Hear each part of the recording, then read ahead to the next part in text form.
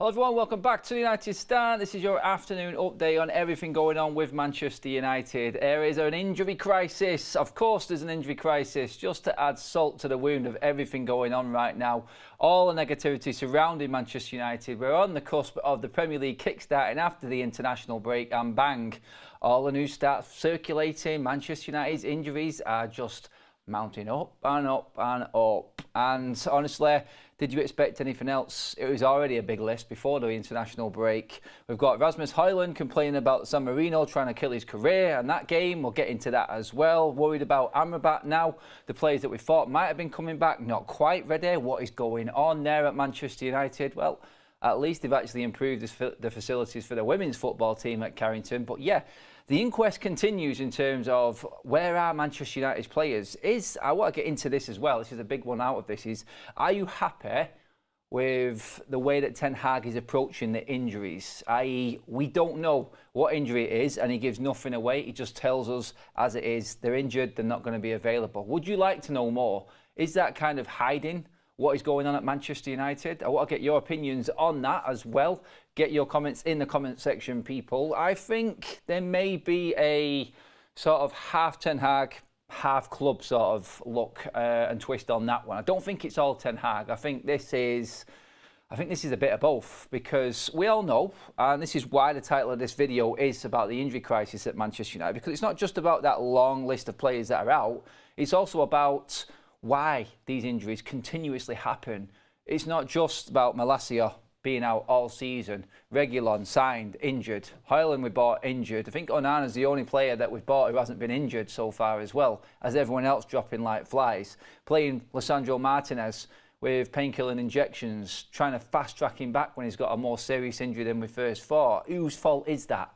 Is that Ten Hag's look on this? Because you listen to Ten Hag in press conferences and he always says, I want my players to want to play. I want them to show me more. Does that mean playing through the pain barrier? Does that mean that ultimately, even if you have got a niggle, you're expected to want to play in that Manchester United shirt, go through it, even if it is going to hamper your career, basically, because we're looking at Martinez now, who we thought was going to be okay, and now he's out for another, 3 months with an operation. This could have got a lot worse. United might have tried to hide this for even longer. Why didn't we do this in the first place? Desperation, some might say. You're looking then, you're filtering down as to we are being desperate because of what's happening off the pitch. That's what you call an injury crisis. It's not just the amount of players that are out. Other clubs can talk about their injury list, but this is injury crisis, as in a whole package. And of course, there has to be more to it because it's Manchester United. It is always the case with this football club. The injuries just sprout out of nowhere. I mean, we'll go through the list. So what we're talking, in terms of injury players, Lisandro Martinez, as we know, Aaron Wan-Bissaka, long-term absentees. Tyrell Malacia, God knows. Luke Shaw, we know, Rafael Varane, Demick, Reguilon, Evans, Kobbie Mainoo. We're hearing that Evans might actually be back and fit. Kobbie Mainoo, we know that injury in pre-season. He's been trying to recover. He has been training. They're trying to bring him back slowly, I think, which is the right thing to do. So for me, that side of it, great. It's the mainstream players.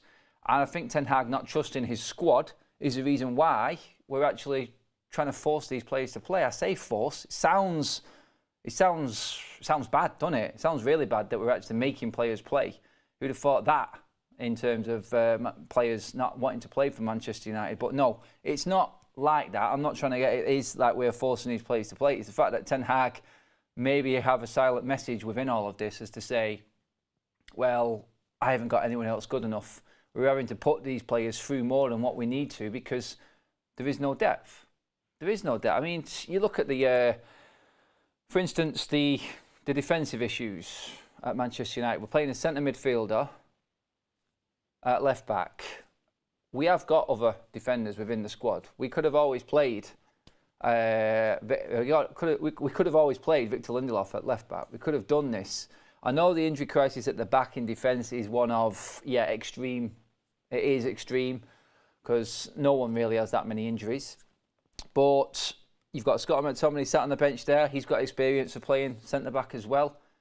Could we not have done something there? Why is Scott McTominay not being played as much by Ten Hag this season? You've all got your opinions on him, and there's a lot of people that think he's not good enough to be in the United squad in the first place, but still, he is a squad player there that has hardly been used, and you've got other players that are just being overused. It's absolutely crazy. Looking at that list, your main ones there, obviously, Martinez, Wan-Bissaka, Luke Shaw, Rafael Varane.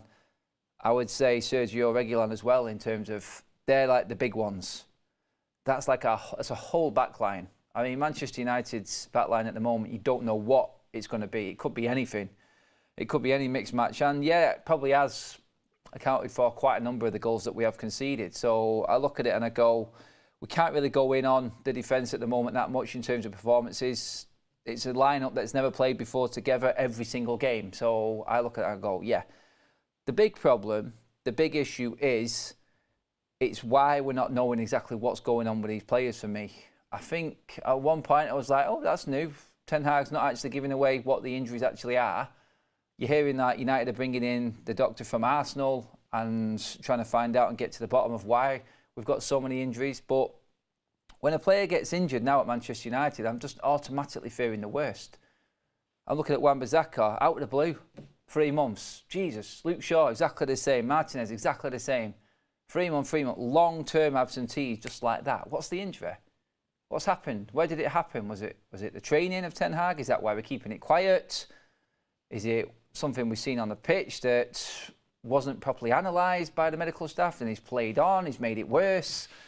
I mean, honestly, we brought in this new medical staff at the start of this season and things have just got worse. So you've got to beg the question. It's like, why? Why is this happening at Manchester United? And if there is an investigation going on, then, yeah, I think it's right. I think we need to get to the bottom of it. I mean, we're hearing, obviously, with Sir Jim Ratcliffe, don't want to go on about everything that's already been completely rammed down everyone's throats in terms of Sir Jim and the plan that he's got, the so-called plan. I think everyone knows exactly where we're up to with what's happening with the takeover and everything like that, so-called takeover. We found out that obviously that meeting isn't going ahead on Thursday now. It is, but it's not going to have the topic of Sir Jim Ratcliffe's 25% take going into it. It's going to take a little bit more time. But the one thing that I did pick up from that is like the investigation into what is working and what is not working at Manchester United. If Sir Jim Ratcliffe's Ineos group came in, they would look in and put a thorough investigation, well, not so much investigation, but a thorough look at everything operational-wise at Manchester United. This injury issue has to be right up there at the top of the list, surely. Out of all the immediate priorities, if anything was going to change. So let's just say the sporting side of Manchester United is going to be run a different way by anyone. I think the club needs to be looking at that without anyone else coming into the football club with money and investment. United needs to be looking at everything. They've been forced into putting in facilities for the women's team. We are the most reactionary football club on the planet. It's like, let's just see what happens. Let's not buy that player. Let's let that player go to another club, do well, and then we'll spend 50 million more than what he should be paying because he's done well at that club. United should have better scouting. United should have better medical staff. United should be better prepared. We should have already had a women's team. We've been forced into absolutely everything at this club. We're the most reactionary club, like I said, in the world. Forced into making things, making changes, and when the injuries come, like we're talking about now, having to bring someone else in to try and figure out why this is happening. Maybe look a little bit closer to home and try and look at it from in-house as to like, are you doing too much? I'm just trying to see, gauge how you guys are actually dealing with all of this. I'm just going to bring up a few of the chats. Hello, Adam. Qatar back. No. Honestly, the Qatar bit, I mean, everyone, like I said, has overhyped everything so much this week. Again, the whole year that this takeover process has been going on, no one has really known what is actually happening. It's exactly the same now.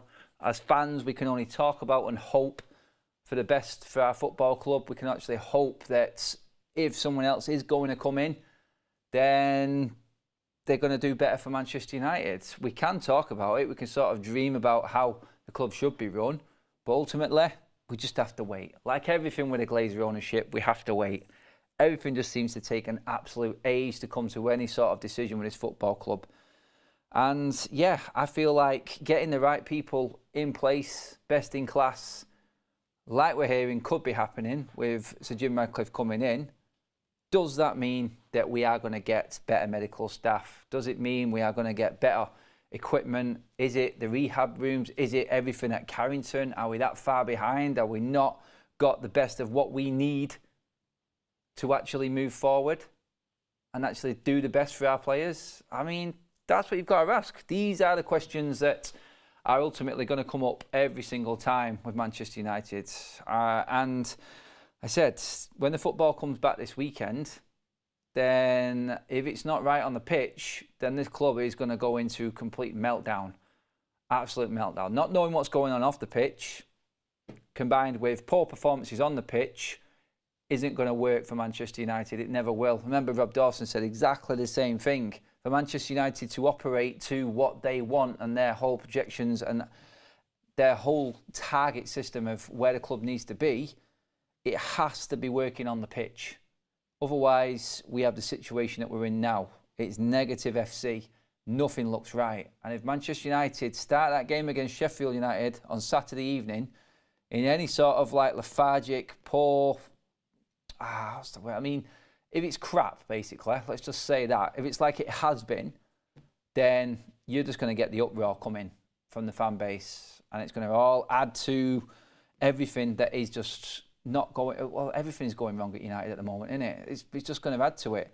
And I said this the other day. I said, this is all coming down to Ten Hag again. Everything has to work right. He has to perform miracles with this team. Again, I asked the question, and I keep coming back to it constantly about this injury crisis at United. Is Ten Hag being pressured into playing players that shouldn't be playing? And that's not just players that are out of form. It's players that now look like have been carrying injuries constantly. Ole Gunnar Solskjaer, we slagged him off to high hell. Me included, slagged Ole Gunnar Solskjaer off for playing players, overplaying players, forcing Marcus Rashford back with that back injury. He came back, he was awful. I slagged him off. If Ten Hag is forcing these players in, then we have to give him the same treatment, don't we? I love Ten Hag, but you can only say it as it is. If he's playing players that are injured, and he knows they're injured, the buck stops with him, surely, on that one. But then you go above it. Is Ten Hag being handcuffed in what he's doing? I would sort of like look at that and say there's a blame of both. The defence, there's no one else. There's just so many injuries. So that's above Ten Hag said. What can you do? There's not much you can do there in that situation. Actually giving Ten Hag the tools and the money. He wanted to go and buy a defender in the summer. We knew it. He wasn't given the money to do it. That's on the club. In the end, we ended up playing midfielders all over the place in defence. Everyone's playing with injuries, and we're in the situation where we're in now, where we're looking ahead to football coming back after the international break and not got a clue who he's going to be playing. So I want to get into this now in terms of the chat as well. Who are we actually going to be lining up with in our team against Sheffield United? So if true, when that list, I'll just read it out again. The defence, I'm thinking Maguire is going to be playing. Yeah, Maguire back at Sheffield United. You can see the headlines, can't you? You can see it. You know what's coming. I'm not going to say anything. You tell me. Put your chat. Where's my head thinking right now? Maguire, Sheffield United, where it all began. There's one of them big size 13 toes sticking out on a deflection.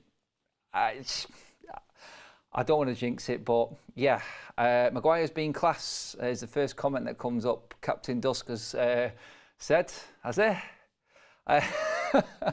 He got an assist against Brentford, I'll give him that. And yeah, considering what he had to deal with in them two games, that he's bigged himself up in the international break with that interview with, yeah, he's done all right, hasn't he? If you want to count that as like a real important game. We'll see how he does against Man City in a couple of weeks if we haven't got this injury issue sorted. So Maguire's going to be in, let's say. So we've got Maguire. Dalot, thankfully, still fit and available. Portugal doing bits, doing big things in their qualification as well. A lot of the players actually had really good international breaks, to be honest. I mean, Rashford, we'll get into him in a minute. That one really didn't. I'm really happy for him, to be honest, but poses the question, doesn't it? It's Marcus Rashford for England, Marcus Rashford for United. What's the difference? We'll get into that. We'll move into the forward line in a minute. But yeah, so Maguire has to be in that team at weekend, surely. I think everyone is agreed. Most people saying yes. Maguire, we need him. He's good. Okay. Look, Dello, poor performance. Number one talks about him. No one talks about him. Poor performance. Yeah, we do talk about Dello. I think Dello's been brought up as performing poorly and making mistakes. I just feel like Maguire starts. Maguire in the headlines because Southgate put him under the microphone in that interview when we gave him half an hour to big himself up. That's all that was for me. I won't say any more on Maguire. We all know how I feel, but yeah. Maguire, Lindelof, or Evans if he's fit. I'm going to go Evans. I think Maguire, Evans. I just don't like Lindelof at the moment. I think he's regressed completely from the back end of last season. He's just not been the same player. I think he's looking slow. I think he's looking lethargic. Again, it's another player that's not used to playing that much because he was a bit part last season. He's coming in as a good finish, and he's not used to playing game after game after game. And we know that was where he was poor for us in the first place. When he was continuously in the team, I think Lindelof was poor. When he comes in and we need him to do a job, he's great. I just don't understand that at all with him. It's like, take that opportunity and move forward with it. He did, I thought, last season. I was looking forward to him starting this season. And then when he's had his chance, I'm going to be honest, I think he's been pretty poor. So Evans hasn't done anything wrong. Some would argue with me, like in the chat, Maguire hasn't done anything wrong. So my partnership for Sheffield United would be Maguire and Evans. I think that's where I would go with that. And yeah, I think that's more than enough to handle Sheffield United. I don't see lots of pace. I don't see it being that. And if there's balls being floated into the box and constant crosses, which is what you usually do get in these sort of games down at the bottom of the table, I say that. If we're mid-table, they're down near the bottom. So it's a sort of bottom end of the table clash, this, isn't it? Stop rubbing it in, Adam. No, honestly, I expect us to beat Sheffield United. But the team, yeah, Maguire, Evans, no problem with them two.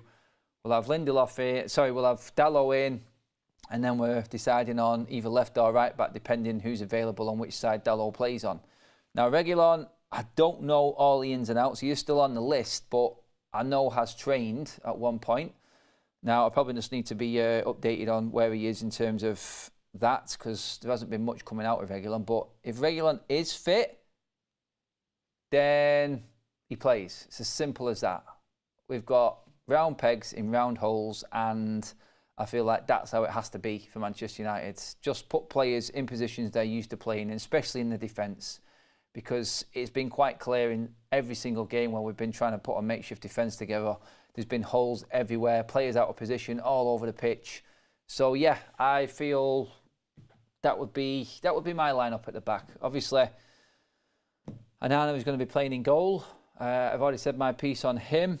He just looks like a nervous wreck. So I just wouldn't have a goalkeeper like that in my goal.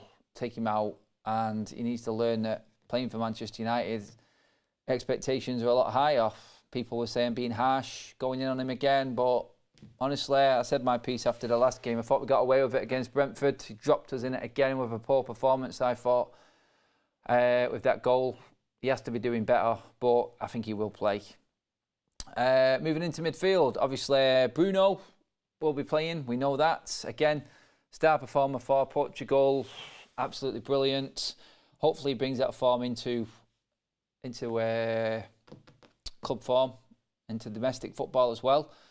And yeah, partnering him, we're hearing that Casemiro did train with the Brazil squad. Now, if there is any, and people are going to go, Adam, what are you talking about? But I'm going to bring this back here and see what you think about it, because I've just been talking about the injury crisis. I would be very hypocritical if I just went, if he's half fit, we got to play him in terms of Casemiro. Drop him, take him out of the team. I know he is one of our bigger players, but if he's not fully on it, then we have to start working this way, working towards players that are fully ready to play these games. Yes, he can bring you that one bit of quality, but if he cannot contribute to how we want to play, i.e. giving it 100% and we're just waiting for a moment, are we not going backwards? That's how I see it. So for me, Casemiro, if he's half fit, doesn't play. And yes, that means that we will have to change it up a little bit. Now, which way do you want to go? Do you want to take the game to Sheffield United, or do you want to put a bit more physicality in there? Because we've got Mount, we've got Eriksen, and we've got Scott McTominay. Now, who do you put in? Do you go with the robust Scott McTominay? I think he's been playing better further up the pitch. I would be playing Bruno at 8. I'd be putting Mount in. And then I'm stuck. Because we're hearing that Amrabat is out of the Morocco squad. So if Amrabat isn't available, I'm starting to worry a little bit. Because I feel like just to add that little bit of physicality, and I know it's a poor excuse, I'll be playing Scott McTominay. That's crazy, isn't it? Scott McTominay and Mason Mount and Bruno Fernandes in midfield. Who'd have thought that? Let me know what you think, everyone, with that one. But yeah, and then you move into the front line. Højlund, obviously, we're hearing. And if you haven't seen the quotes, I'm just going to read out what Højlund said on his Instagram, actually. We do so much every day to be the best version of yourself and keep fit for so many games. This behaviour from San Marino last night, trying to injure me, was unacceptable. Now, if you haven't seen his comments or what happened, San Marino did sort of make a beeline for Højlund, and they were, let's just say, robust in their handling of Højlund, giving him the treatment, as they say, as you'd expect with a sort of lesser team, not putting any slant on a weaker team or a lower ranked team, but they have to find a way of beating the better teams, and they thought that kicking 7 lumps of crap out of Rasmus Højlund was the way to do it. Now, luckily, he's come away with it.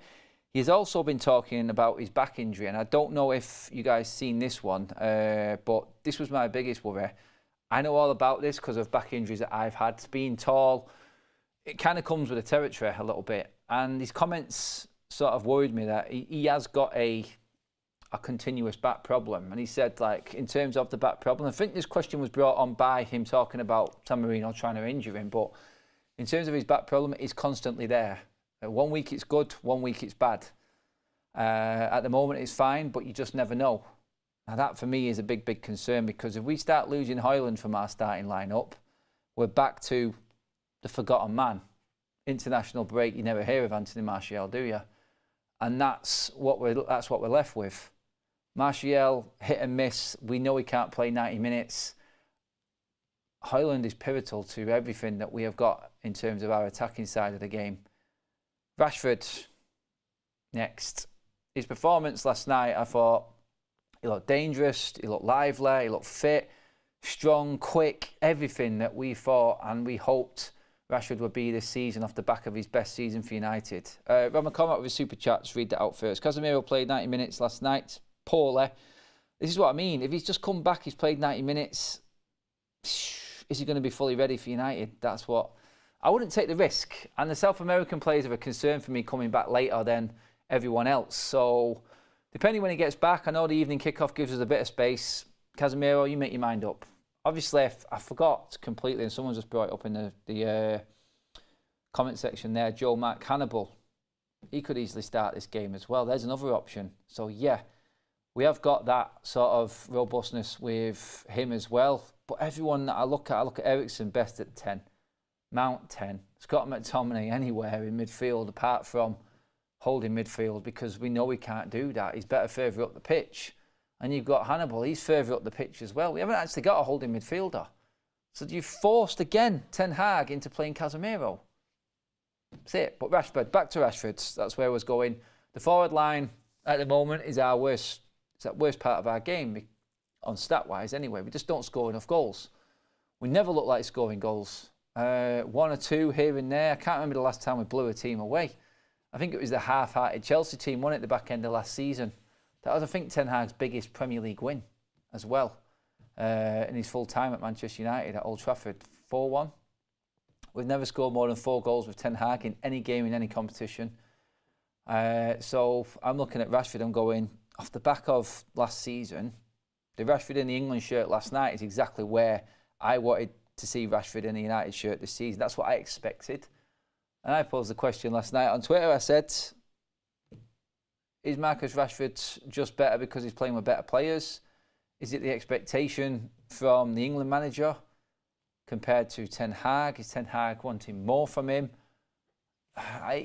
Honestly, I think Rashford has been a bit of a letdown this season, to say the least.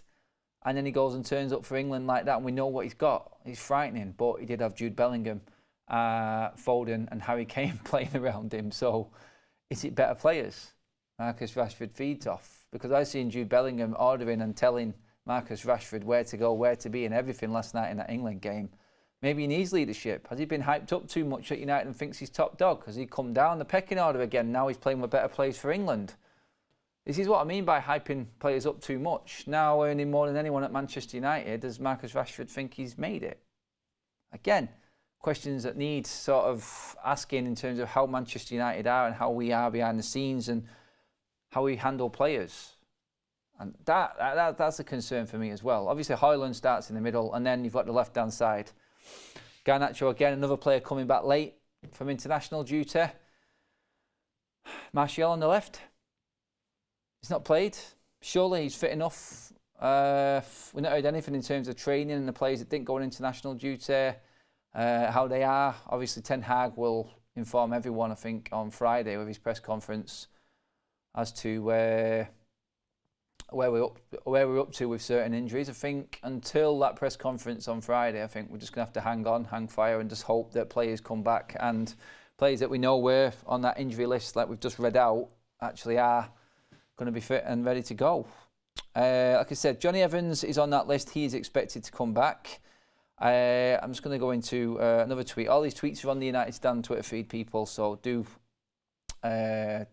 jump onto there to get more detail on this. I'll just read it out now. Another one on there. Timo Malacia has been a long-term absentee because he's recovering from surgery after a knee injury. Why are we only finding this out, like details like this, like months down the line? Malacia last played for Manchester United against Fulham on the final day of the season, and he was absent throughout the entire pre-season due to his injury. Yep, that's from the MEN. So looking at that, I would say Malacia, knee injury, it's got to be crucial ligament, hasn't it? It's got to be knee ligaments for that amount of time for the knee. Again, mystery one, because played against Fulham, and then that was it. Nothing said. Pre-season, nothing. Again, everything behind closed doors. I don't know if I like it or not knowing. Injury's an injury. It's like a computer game, isn't it? It's like, player's injured. How long? 3 months. Don't need to know anything else. He's just going to be back fit at this date. But yeah, I mean, Malacia would have been a big help, to be honest. His energy on that left-hand side, I think definitely in terms of like Luke Shaw, I feel like he would have been, I think he would have definitely helped us. I mean, obviously we've had Reguilon coming on that side and he's been a star, but I just think there's just too many. We cannot cope with this many injuries. I don't think any team could cope with this many injuries, but yeah, I feel he would have been a big one, to be honest. On to other news. I mean, that pretty much sums up the injury side of things. Guys, let me know what you think in terms of how we actually handle it and how we deal with it. I don't think there's any way we can. It needs looking into and needs starting from scratch again. The whole setup and everything at Manchester United just seems to be a complete mess, is what I'm saying, within United at the moment. No one gets this many injuries. No one. I challenge any other club, supporter of any other club, to challenge United to an injury list as big as this one. I know some have got key players missing, but why is the question? Why? United looking to add a major midfield addition next summer. I mean, yeah, just looking at that, that's the MEN. Thanks. Yeah, what's it gonna do? It's not gonna help us at all right now, is it? So yeah, again, I feel like that's news that's come out of Manchester United. That's news that's come out just to sort of say we are looking to spend in this department. Rob Dawson's been on this show and said that United need to sell to buy. We all know we've got no money. Begs the question, doesn't it? Again, where's that 1.3 billion, if true and does happen? Where's that going? If that's being invested in, they're buying stakes in United, where does that cash go?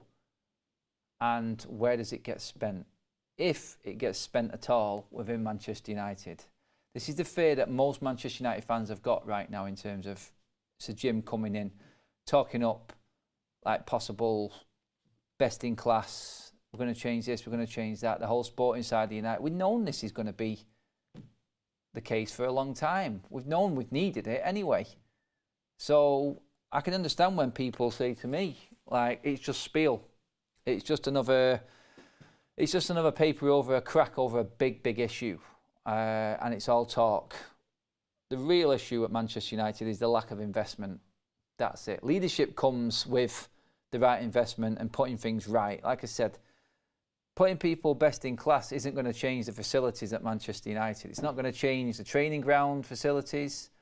It's not going to change how Old Trafford's leaking down on people when it rains. I mean, I've seen that video that was circulating on social media with a guy who was just sat there. I think it was way up, so it wasn't like rain was blowing in. It was just a pure leak coming straight down onto his legs, absolutely drenching him constantly. It's like a shower down on one seat. It is just embarrassing. It is. They're not going to be able to change that unless they invest. Where's the money going? That's what we're saying. Where is the money going? And what type of midfielder are you going to bring in? Because the big question out of all of this is priorities. What is the biggest priority? People will say the infrastructure.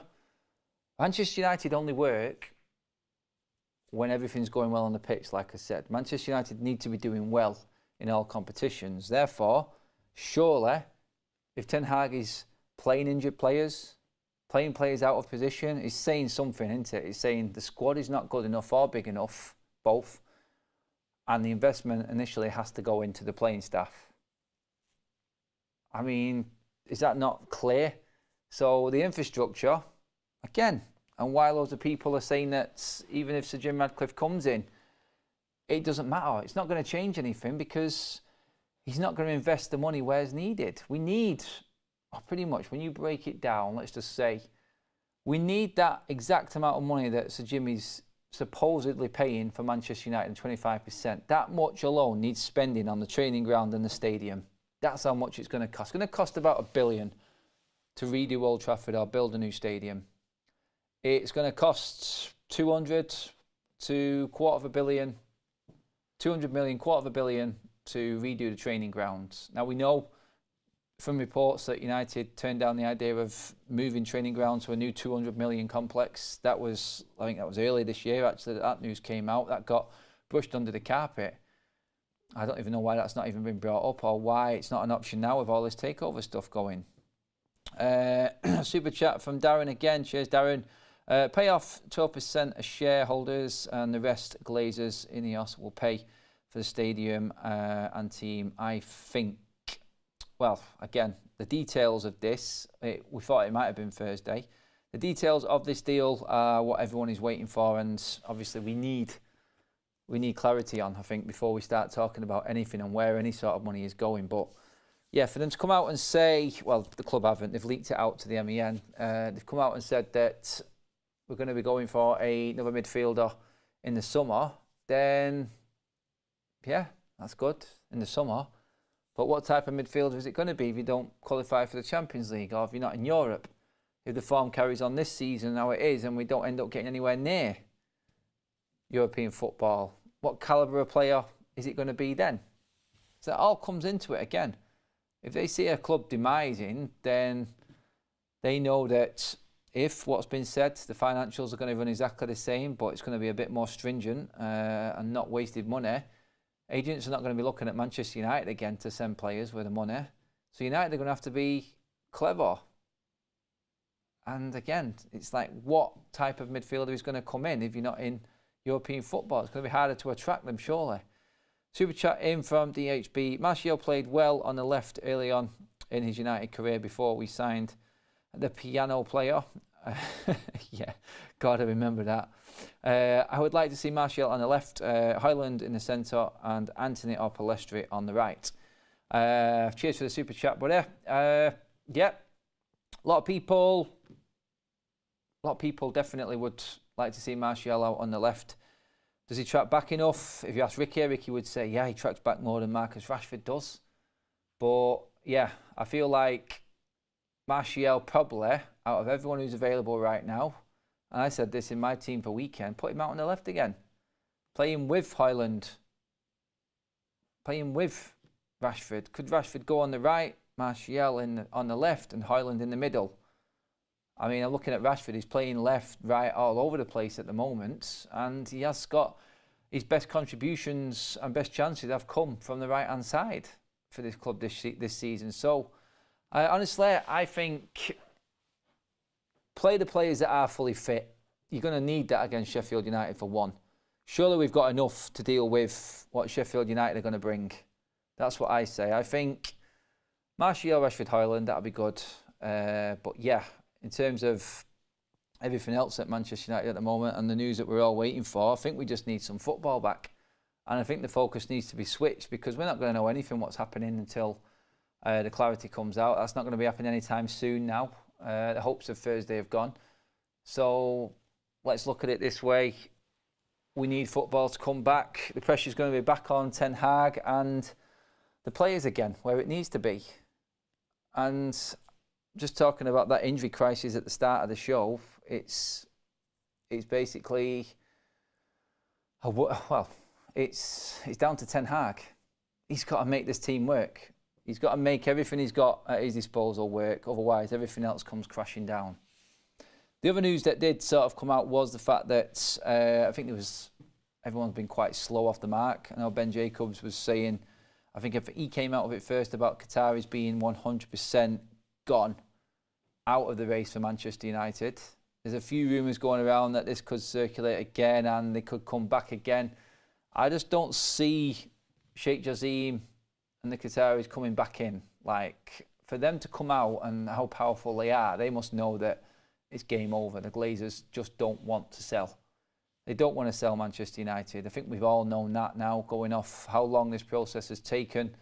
The hopes, the snippets, the bids that have kept going in and in and in. What, 4 rounds of bidding, still not accepting a certain bid. They were just waiting for the right one to come around that kept Joel and Avram in. The other siblings might have been able to be bought out. But yeah, the news is that the Qataris are 100% out of the race for Manchester United. Fully confirmed, not coming back in. Whether or not they will do, I mean, never say never. Anything can happen.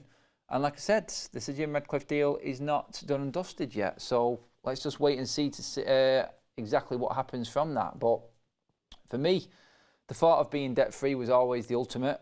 It wasn't anything else. Manchester United are self-sufficient. We don't need anyone's investment. We just need to be debt-free and running ourselves.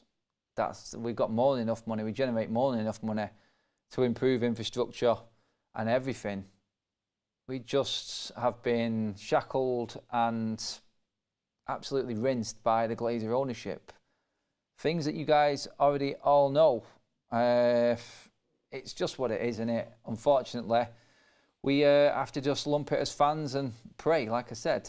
Protests, fans coming together, it's all great. It's what should be happening. Letting our voices be heard, but it's not going to do anything to deter anything that the Glazers want to do at Manchester United. So, yeah, for me, no.